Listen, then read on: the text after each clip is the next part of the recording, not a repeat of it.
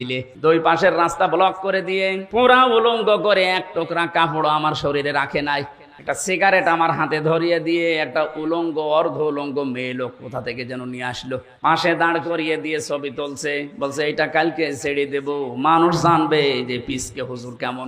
বলছে হামজা ভাই, আমি যেহেতু ছোট মানুষ ওদের তুলনায়, মেয়েটা আমার পাশে দাঁড়িয়েছে, ওর মাথা পর্যন্ত আমি না, এত লম্বা মেয়ে মানুষ। যতগুলো এসআই ছবি তুলছিল অট্ট হাসিতে সব ফেটে পড়ছে।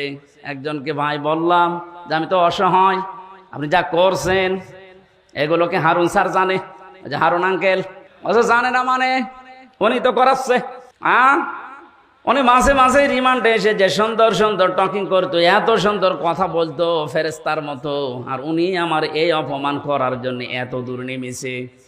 অসহায় হয়ে চোখের পানি ফেলে বললাম, মাবুদ তুমি সত্য, আমি জানি যা করছে তুমি দেখ